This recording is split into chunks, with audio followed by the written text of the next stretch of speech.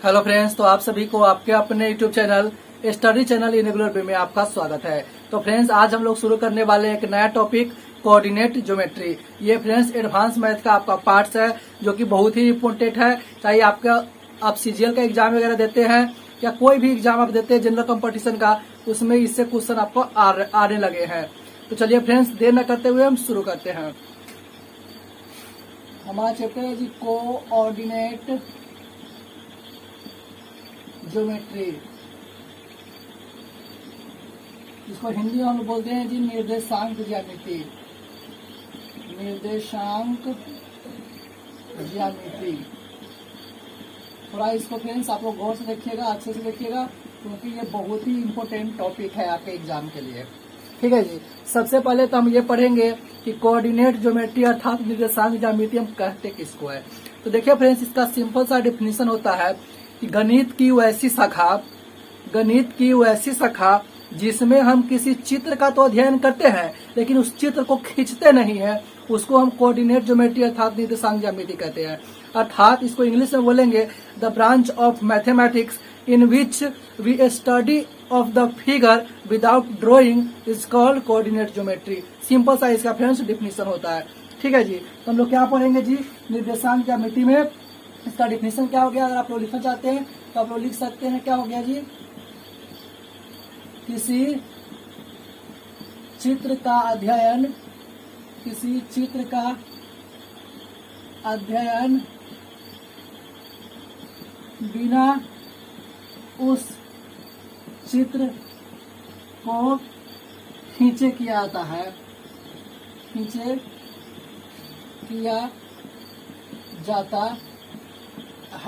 निर्देशांक ज्यामिति कहलाता है। इस तरह से फ्रेंड्स हम बोल सकते हैं। उसके बाद आगे आगे हम लोग क्या बोलेंगे, थोड़ा गौर से देखिएगा जी।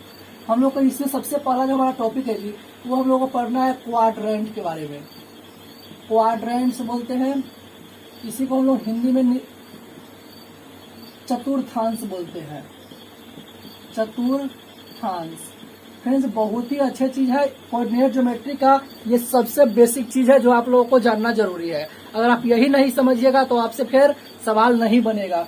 थोड़ा इसको देखिएगा जी, इसके बारे में जानना आप लोगों को बहुत जरूरी है। जैसे देखिए जी, हम इस तरह से चतुर्थांश के लिए हम दो एक्सिस लेते हैं। ठीक है जी। ये वाला जो आप देख रहे हैं ये सुता हुआ, इसको हम लोग बोलते हैं एक्स एक्सिस।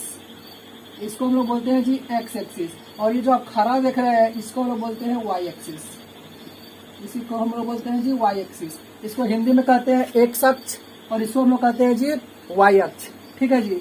यहाँ पे देखिए जो बीचों बीच जो होता है यहाँ पे, इसको हम लोग बोलते हैं जी ओरिजिन। ओरिजिन अर्थात मूल बिंदु। और मूल बिंदु का जो निर्देशांक होता है, कोऑर्डिनेट जो होता है, तो 0,0 होता है। इसका नाम क्या है जी, मूल बिंदु। आप लोगों से कभी कभी एग्जाम में, छोटे मोटे एग्जाम में पूछ लिया जाता है डायरेक्ट कि मूल बिंदु का निर्देशांक क्या होता है, तो आप सीधा बोलिएगा 0,0 होता है। ठीक है जी। तो यहाँ पे ये आपका एक्स एक्सिस हो गया, ये आपका वाई एक्सिस हो गया। देखिए हम कहीं भी ट्रेवल करेंगे, मतलब कि यहाँ पे कहीं भी आगे बढ़ेंगे, पीछे बढ़ेंगे, ऊपर बढ़ेंगे, नीचे बढ़ेंगे। ठीक है जी। तो हम लोग कैसे बढ़ेंगे, हमेशा मूल बिंदु से बढ़ेंगे। जहां भी हमको जाना होगा हमेशा मूल बिंदु से ही जाएंगे। इसे देखिए, हम मूल बिंदु यहाँ पे है, ठीक, हमको जाना है इधर राइट साइड में। राइट साइड में हमको जाना है, मूल बिंदु से राइट साइड जाना है। तो मूल बिंदु से राइट साइड जाइएगा ना जी, तो हमेशा आपको प्लस का साइन लेना, हमेशा ये पॉजिटिव होता है। इस बात को आपको हमेशा याद रखना है। ठीक। फिर इस मूल बिंदु से अगर आप ऊपर की ओर जाते हैं जी, ठीक है, ऊपर की ओर जाते हैं तो ऊपर की ओर भी जाइएगा ना जी, तो ये भी आपको हमेशा पॉजिटिव ही होगा, हमेशा प्लस वाला ही लेना है। ये भी आपका पॉजिटिव ही होता है। उसके बाद अगर आप मान लीजिए मूल बिंदु से आप लेफ्ट साइड आते हैं, लेफ्ट साइड मतलब कि बाएं साइड आते हैं, दाएं गए तो प्लस हो गया, तब बाएं आ जाएगा तो क्या हो जाएगा जी, माइनस हो जाएगा। ये आपका निगेटिव होता है। ठीक। अगर यहाँ पे मूल बिंदु से आप ऊपर गए तो पॉजिटिव हो गया, तब नीचे आएंगे तो क्या हो जाएगा जी, नीचे आइएगा तो आपका निगेटिव हो जाएगा जी। इस बात को आप अच्छे से ध्यान रखिएगा, ये आपका निगेटिव हो जाता है।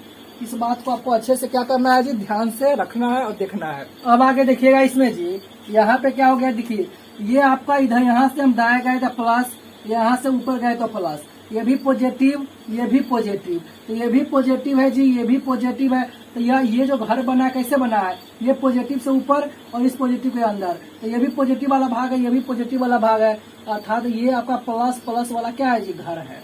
इस बात का वो ध्यान रखना है। देखिए जी, हमेशा लेते हैं यहाँ पे जो लिखेंगे ना जी, जब पहले लिखेंगे एक्स वाला, जो पहले का होता है ये आपका एक्स एक्सिस होता है, दूसरा का जो होता है वो आपका वाई होता है। इस बात को ध्यान रखिएगा। पहला एक्स एक्सिस को डिनोट करता है, दूसरा का वाई एक्सिस से डिनोट करता है। देखिए पहला एक्स एक्सिस का तो इसको, ये एक्स वाला किधर इधर वाला लिए तो ये प्लस वाला है तो प्लस ले लिए, वाई वाला ऊपर वाला भी क्या है प्लस है तो ये वाई प्लस उसले लिए है। अब इसमें इस घर को कैसे इंडिकेट करेंगे, तो पहले हमको एक्स वाला, तो पहले देखेंगे ये बना किससे है, ये बना है इससे और ये बना है इससे, ठीक है, यही तरह से ना बना है जी। यहाँ से आपका इधर आपको आना है लेफ्ट में, ये माइनस वाला होता है, ये माइनस ले लेंगे। यहाँ से हमको जाना है ऊपर, ये किस चीज वाला होता है प्लस वाला, तो इसको हम प्लस ले लेंगे। ये घर हो गया आपका माइनस और प्लस का। और उसके बाद आप इसमें आइए जी, तो यहाँ पे ये घर कैसे बना है, ये बना है इस वाले से और इस वाले से। पहले एक्स वाले का, तो एक्स वाला इधर ये माइनस है तो ये माइनस हो जाएगा, और वाई वाला ये हो गया नीचे की ओर है तो ये भी आपका माइनस हो जाएगा। उसके बाद आप इसमें आइए जी, तो यहाँ पे पहले लेंगे एक्स वाले को, तो एक्स वाला इधर प्लस है तो प्लस ले लेंगे। उसके बाद वाई वाला आपका ये है तो वाई वाला आपका माइनस है तो माइनस ले लेंगे। तो हमारा क्या plus plus minus plus minus minus plus minus, ये आपका क्या हो गया जी, घर हो गया। इसको आपको अच्छे से ध्यान में रखना है। अब चलिए जी, इस पर हम क्या करेंगे, आप लोगों से कभी कोई पूछता है कि बताइए क्वाड्रेंट्स कितने होते हैं, चतुर्थांश कितने होते हैं, तो क्या बोलिएगा जी, ये हो गया आपका फर्स्ट क्वाड्रेंट, ये हो गया आपका सेकेंड क्वाड्रेंट, ये हो गया आपका थर्ड क्वाड्रेंट, ये हो गया आपका फोर्थ क्वाड्रेंट। तो आप कहिएगा कि सर 4 गो क्वाड्रेंट होता है, 4 गो तो क्वाड्रेंट होता है, ठीक है, ये आप बोल दिए। लेकिन टोटल अगर पोजीशन पूछेगा जी, तो टोटल 7 पोजीशन होते हैं। 7 पोजीशन कैसे हो जाएगा, 4 गो तो आपका क्वाड्रेंट ही हो गया। उसके बाद अगला क्या हो जाएगा जी, अब एक होता है आपका एक्स एक्सिस होता है, एक्स एक्सिस हो गया, ये एक आपका पोजीशन ही है, ठीक है जी। तो 4 1 5 हो गया। एक आपका वाई एक्सिस भी होता है, ये भी आपका एक पोजीशन ही है, 6 हो गया। और एक मूल बिंदु हो गया, एक मूल बिंदु हो गया, ये भी आपका एक पोजीशन ही है। तो टोटल कितना पोजीशन हो गया जी, 7 पोजीशन हो गया। तो इस बात को भी आपको याद रखना है। यहाँ पे जी हम लोग क्या करेंगे, सबसे पहले देखेंगे कुछ इसको नोट में लिखिएगा जी। नोट्स में, नोट में क्या लिखेंगे जी, लिखेंगे यदि एक कंसेप्ट है आपका जी, ठीक है जी, यदि लिखेंगे ए बी बराबर पॉजिटिव है, पॉजिटिव हो तो, ठीक है जी, ए बी बराबर पॉजिटिव है, इसका मतलब कह सकते हैं कि ए बी का वैल्यू क्या है जी, 0 से हमेशा बड़ा है। हम कह सकते हैं ना जी, ए बी पॉजिटिव है, इसका मतलब ए बी का वैल्यू 0 से बड़ा है, ठीक है। तो यहाँ पे क्या बोलेंगे जी, देखिएगा गौर से, ये पॉजिटिव कब होगा, ए बी हमको पॉजिटिव कब मिलेगा, अगर मान लीजिए ए का वैल्यू अगर प्लस में आएगा और बी का वैल्यू भी प्लस में आएगा, तो हम लोग प्लस प्लस में गुना होगा तो हम लोग प्लस से बनेगा। तो ये दोनों होना चाहिए था प्लस में हो, या पर सर माइनस माइनस में भी ले लेंगे तो माइनस माइनस प्लस हो जाएगा, ये भी हो सकता है, ठीक है ना जी। तो यहाँ पे क्या कितने कंडीशन में हमका बना पॉजिटिव बनेगा, या तो आपका ये प्लस प्लस हो जाए या माइनस माइनस हो जाए, तो आपका क्या बन सकता है, पॉजिटिव बन सकता है। इस कंसेप्ट को पहला ध्यान रखना है। दूसरा क्या करना है जी, अगर मान लीजिए हम ऐसा लिखते हैं, यदि ए बी बराबर हमारा है निगेटिव हो तो निगेटिव हो इसका मतलब क्या है जी, ए बी का वैल्यू हमको लेस देन 0 है तब नहीं ये निगेटिव है जी। निगेटिव का मतलब क्या होता है, 0 से छोटा। तो ऐसा कंडीशन में देखिएगा जी हम क्या करेंगे, ये पॉजिटिव मतलब प्लस में, निगेटिव मतलब माइनस में। यहाँ पे देखिएगा जी, ये निगेटिव ए बी का वैल्यू निगेटिव कब आएगा, तो ऐसा हो सकता है ये के वैल्यू अगर प्लस आ जाए और बी का वैल्यू माइनस आ जाए, तो प्लस गुने माइनस माइनस आ जाएगा। दूसरा कंडीशन में कि ए माइनस में आ जाए और बी प्लस में आ जाए, ऐसा कर तभी ये क्या बन जाएगा, निगेटिव आपका बन जाएगा, है ना जी। तो यहाँ पे भी 2 कंडीशन बनता है, या तो प्लस माइनस हो जाए या माइनस प्लस हो जाए। यहाँ भी 2 कंडीशन बनता है, या तो दोनों प्लस में हो जाए या तो दोनों माइनस में हो जाए, है ना जी। तो इस बात को भी ध्यान में रखिएगा। इसी पर आपका एक क्वेश्चन है, वो क्वेश्चन हम आप लोगों को देते हैं जी।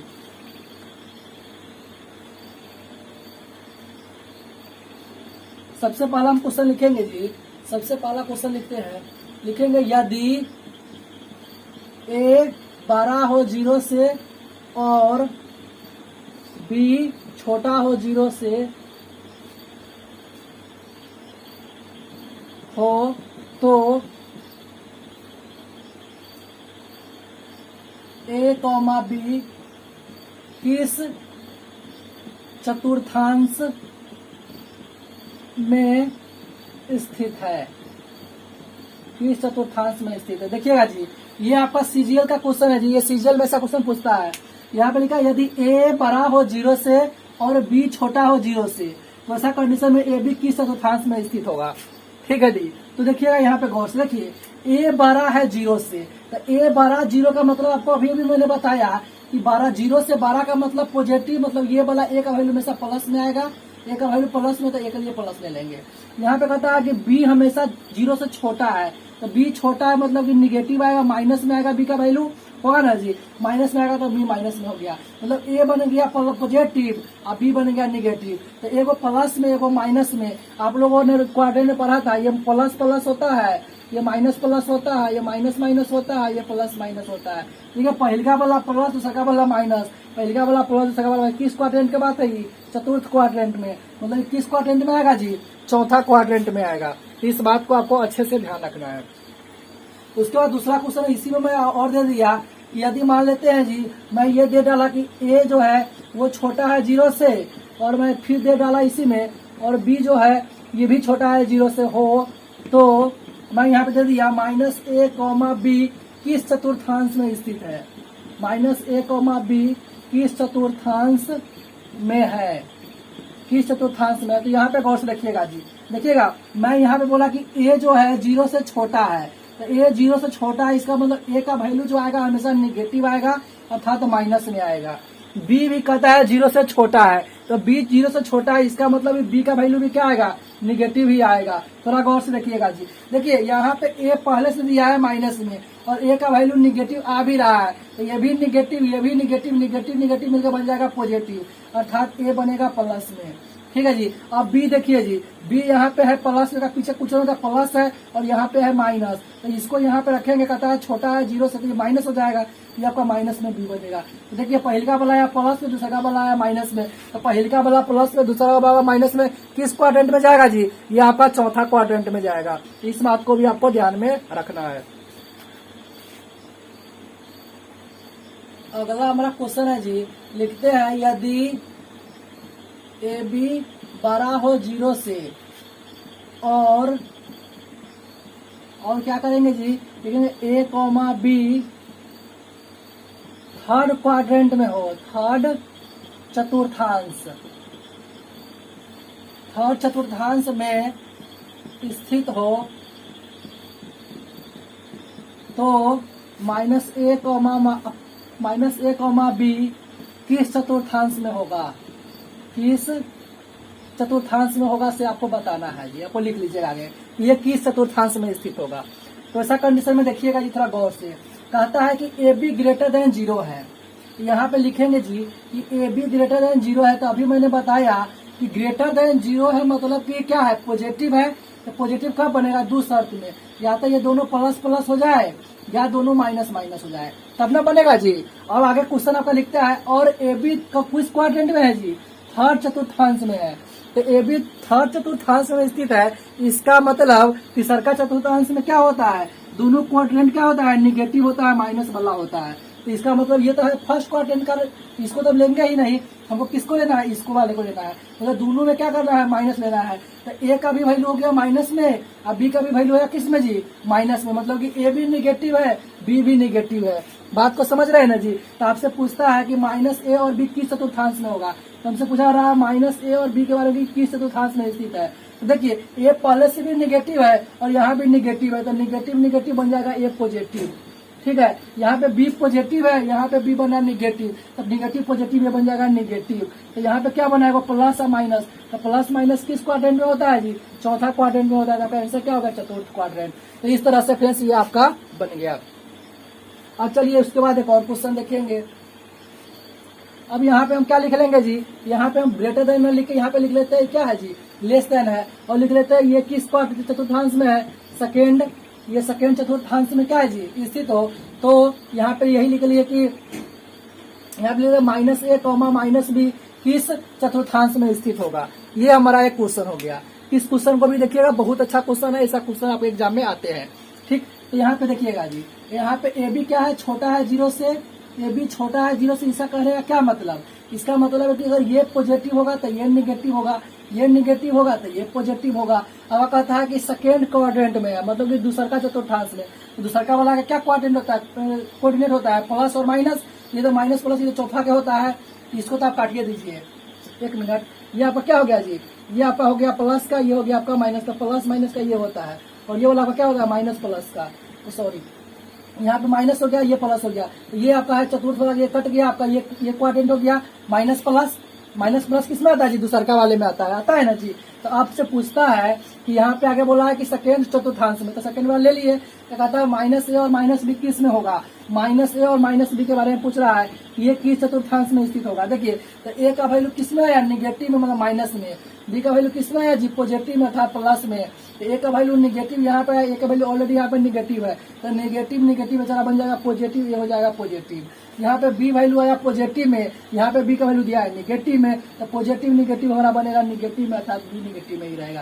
ये किस चतुर्थांश में गया जी, एगो प्लस एगो गया माइनस, एगो प्लस एगो गया माइनस, ये भी किस में चला गया जी, एगो प्लस एगो माइनस किस में चला जाता है, चतुर्थ क्वाड्रेंट में। इस तरह से ये आपका हो गया, ये चौथा चतुर्थांश में चला जाएगा। ये हमारा आंसर हो गया।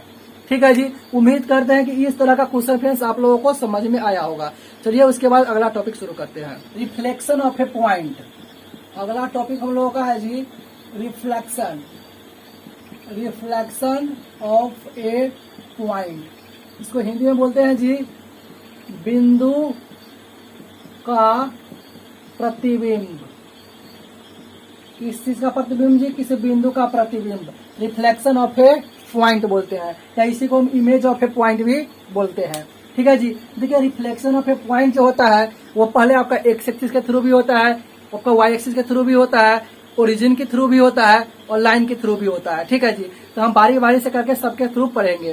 तो सबसे पहले पढ़ेंगे जी, सबसे पहला हमारा हो जाएगा reflection through x axis, reflection of a point through x axis, through x axis. इसको हिंदी में क्या बोलेंगे जी, एक्स अक्ष के द्वारा प्रतिबिंब का, सॉरी एक्स अक्ष के द्वारा किसी बिंदु का प्रतिबिंब बनना। इसको हिंदी में लिख लीजिएगा, एक्स अक्ष के द्वारा किसी बिंदु का प्रतिबिंब बनना।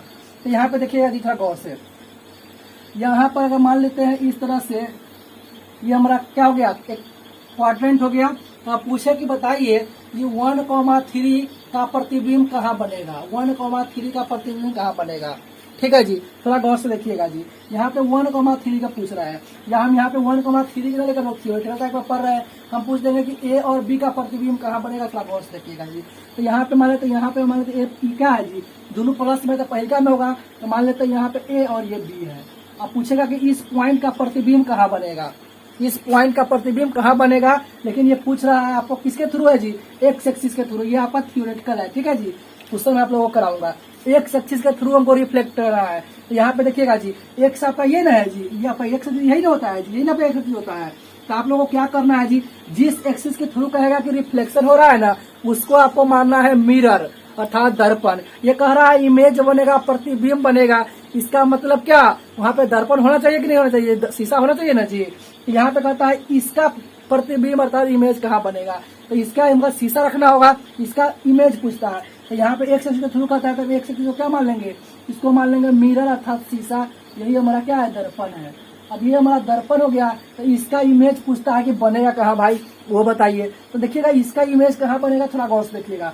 अगर यहाँ पे ये बिंदु इस पर स्थित है, तो इसका इमेज कहाँ बनेगा जी, इसका इमेज दर्पण से जितना ये ऊपर होगा ना जी, उतना ही इमेज दर्पण से नीचे भी बनेगा। ठीक है जी, इस बात को आप याद रखिएगा, क्योंकि इमेज डिस्टेंस और क्या कहते हैं ऑब्जेक्ट डिस्टेंस दोनों बराबर होता है। जैसे मान लीजिए हम यहाँ पे खड़ा है, ठीक है जी, हम अपना सामने जितना दूरी पर क्या करते हैं जी, अथी रखेंगे, मतलब कि शीशा रखेंगे, शीशा के अंदर जो प्रतिबिंब बनेगा उतना ही दूर बनेगा, मतलब कि ऑब्जेक्ट का डिस्टेंस और इमेज का डिस्टेंस दोनों बराबर होता है, अर्थात तो वस्तु का और प्रतिबिंब की जो दूरी होती है हमेशा मिरर से बराबर होती है। ठीक है, यहाँ पे ये हमारा मिरर है, तो मिरर से क्या होगा जी, यहाँ पे ये ऑब्जेक्ट है, मतलब कोई वस्तु है, यहाँ पे पॉइंट है, ये पॉइंट है ना जी, तो इस मिरर से जितना डिस्टेंस होगा, मतलब जितना इस मिरर से इसकी दूरी यहाँ पे होगी उतना ही नीचे भी इसका दूरी होगा। इस बात को आप समझ लीजिएगा।